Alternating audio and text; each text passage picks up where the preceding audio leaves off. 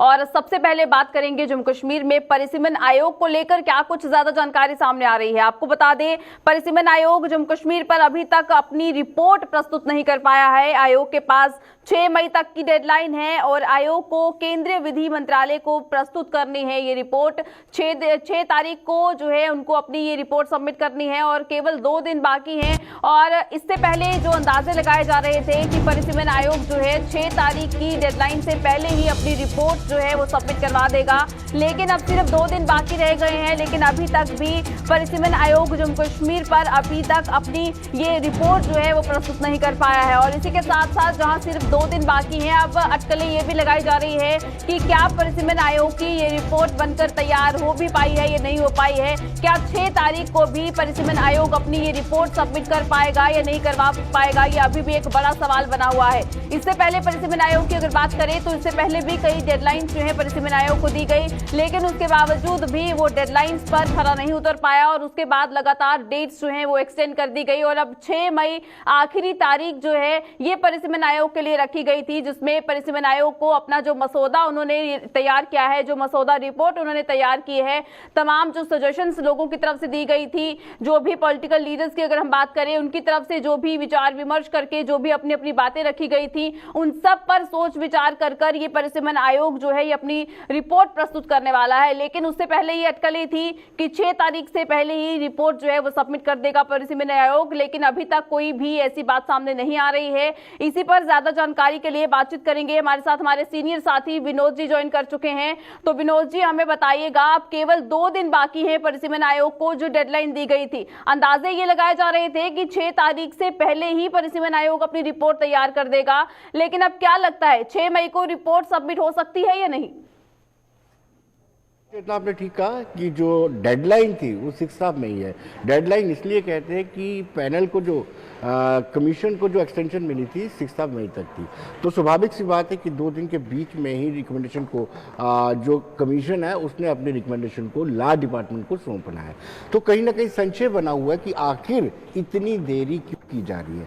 पहले ये बताया जा रहा था कि 2 मई को ये रिपोर्ट सबमिट कर दी जाएगी, क्योंकि उसके बाद कमीशन ने जो ड्राफ्ट रोल पेश किया था उसके बाद कमीशन की टीम जो है जम्मू में भी लोगों से मिली है और कश्मीर में भी लोगों से मिली है।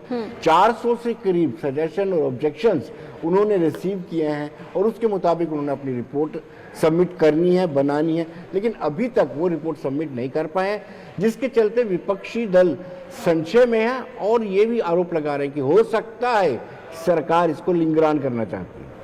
बिल्कुल विनोद जी, लेकिन यहाँ पर यह भी सवाल है कि आखिर इतना वक्त लग क्यों रहा है परिसीमन आयोग को, क्योंकि पूरी तरह से एक कमेटी का गठन हुआ है। हर एक चीज को जो है सेटल आउट करके ही रिव्यू किया जा रहा है। जो भी सजेशंस उसमें दी गई थी, जो भी लोगों की ऑब्जेक्शंस थी, उस पर जो है स्टडी कर ही तमाम जो चीजें हैं वो सामने लाई जाएंगी, लेकिन उसके बावजूद भी इतना वक्त लग रहा है।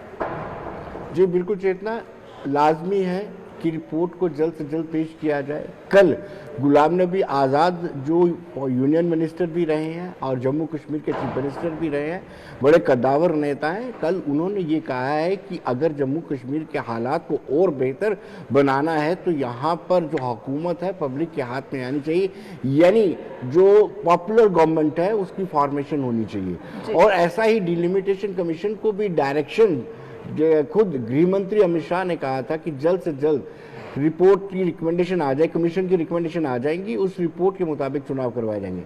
ना जाने कौन से ऐसे कारण है कि आज 4 मई है लेकिन अभी तक रिपोर्ट सबमिट नहीं की गई है। बिल्कुल, और पॉलिटिकल पार्टीज की भी अगर हम बात करें तो वो एक अलग ही इंतजार जरूर देखने को मिल रहा है, क्योंकि जैसे ही ये जो भी रिपोर्ट सामने आएगी इसमें क्या कुछ बदलाव हैं, क्या कुछ चीजें वैसी की वैसी हैं जो पहले रिपोर्ट में दी गई थी, उसमें भी पॉलिटिकल पार्टीज इंतजार हैं कि कर रहे हैं कि जैसे ये रिपोर्ट सामने आएगी तो अपनी अपनी तरह से उस पर भी अपनी जो बात जो है वो रखी जाएगी। देखिए ना, जो ऑब्जेक्शंस और सजेशंस डिफरेंट पॉलिटिकल पार्टीज ने दी हैं और जो संशय उन्होंने जाहिर किया है कि ये एक कमीशन जो है किसी के प्रभाव में, यानी भारतीय जनता पार्टी के प्रभाव में आकर का काम कर रहे हैं।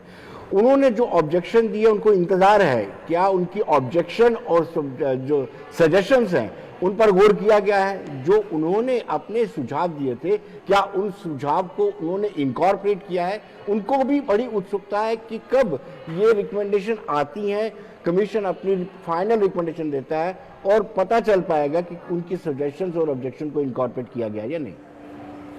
बहुत शुक्रिया हमें तमाम जानकारी देने के लिए।